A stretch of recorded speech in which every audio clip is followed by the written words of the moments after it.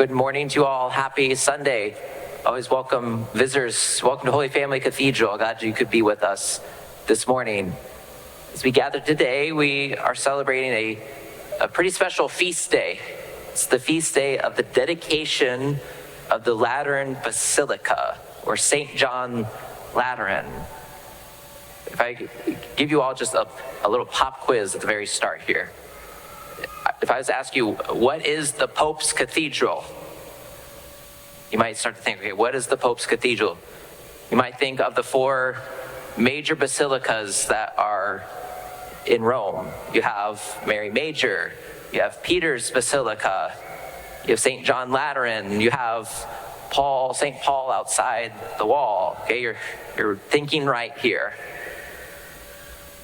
And then a lot of people would say, well, it has to be Peter's Basilica. It's in the Vatican itself. That must be the Pope's Cathedral. Well, if you said this, you would be wrong. The Pope's Cathedral is actually St. John's Lateran. As we celebrate this feast day, it's the dedication of that very basilica as the Pope's Cathedral. Even if you were smart enough, you may have associated this feast day to answer that question of what is the Pope's Cathedral. As we celebrate today, we're celebrating the Pope's Cathedral. It's crazy to think that all of these men who have become Pope have called to become Pope, just probably how unexpected that calling has come to them. There's a little thing called the Room of Tears. I don't know if you've heard of the Room of Tears. The Room of Tears is a small private chamber that's next to the Sistine Chapel. So Sistine Chapel, where all the voting members gather, all the cardinals gather to be able to elect the next pope. So this is a small private chamber next to the Sistine Chapel, where a newly elected pope changes into his white papal vestment before he makes his first appearance out in St. Peter's Square. So you can imagine kind of the overwhelming feeling that a guy has because of this unexpected call that's probably even moving them to tears in a chance, hence the Room of Tears, to get all of that emotion out, because now you're about to go step out and face the whole world as the Pope. It's not anything small. A fascinating story with even Pope Francis. Just imagine when Pope Francis was elected, in his mind, as he's leaving Argentina, he's thinking to himself, in a week or two, I'm going to Rome, and then I'll be returning. Well, he got this unexpected call that now he's elected as the Pope. And the fascinating thing about the time of Pope Francis in his papacy is he never returned to Argentina. Not even once during his time as Pope did he go back to Argentina. So in his mind, he's thinking, okay, a week or two, I'll be back here in Argentina, to then come to find out he's never returning. Imagine that also then for Pope Leo, now our current Pope. A lot of us here in the United States never even expected that we would see in our lifetime to have a Pope that was from America. But here we are.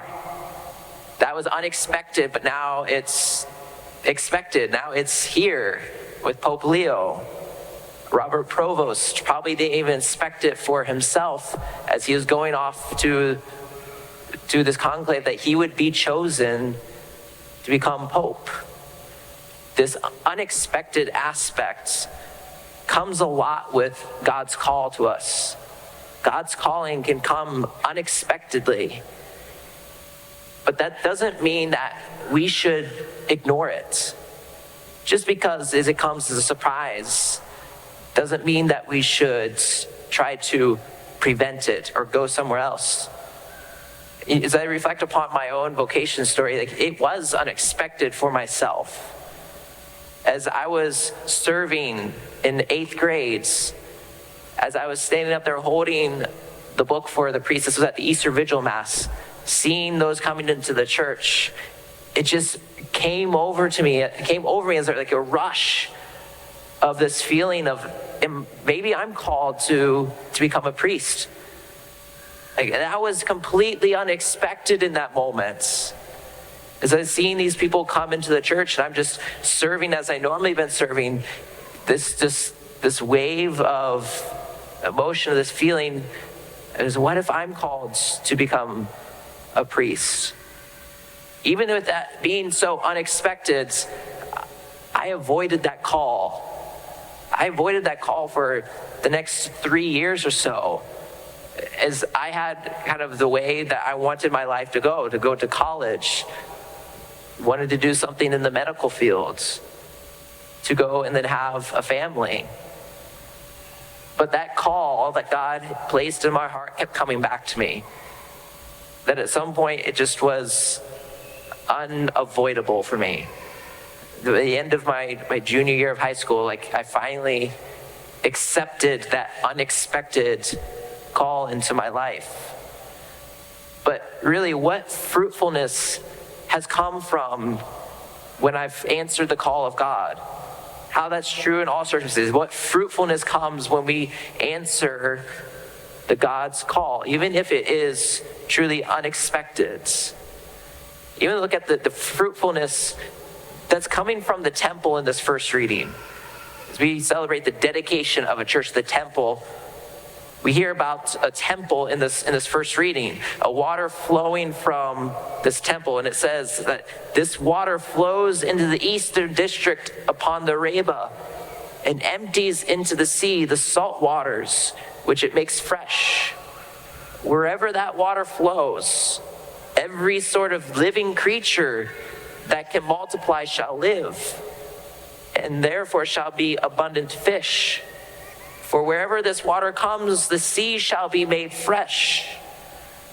Along both banks of the river, every fruit trees of every kind shall grow. Their leaf shall not fade, nor their fruits fail. Every month they shall bear fresh fruits. We hear this fruitfulness that comes from being so close to the temple, the presence of God. We can use this as an analogy of the fruitfulness that comes through our own answering of God's call, of us drawing near to Him through His prompting. When we call to God's call, even as unexpected as it is, I guarantee, brothers and sisters, that it will be fruitful. I don't regret at one moment ever becoming a priest. Yes, there are days that's been challenging. There's always going to be days that are challenging. But that fruitfulness is undeniable. I imagine even for Pope Francis, he didn't regret becoming Pope. Pope Leo, imagine, didn't regret becoming Pope. As difficult as a call that is, as we celebrate this feast day, the Pope's Cathedral, kind of remembering that, as difficult as and high of a call that is, unexpected even, I imagine they don't regret answering that call. And just what fruitfulness that they have brought into the world, what fruitfulness that a lot of our popes have given to the church, has given to the world, just because they answered the call. So I say to all of our young people here present, be open to whoever God is calling you in your life. It may be completely unexpected for you. It may come unexpected as it came unexpected to me.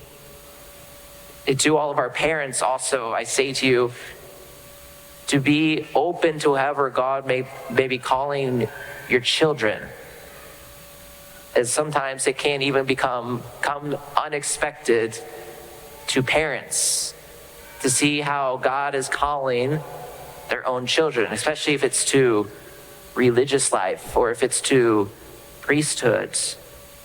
It can be unexpected for you as well. But just in conclusion, I want us to remember just how tremendous the fruitfulness can come from responding to God's call.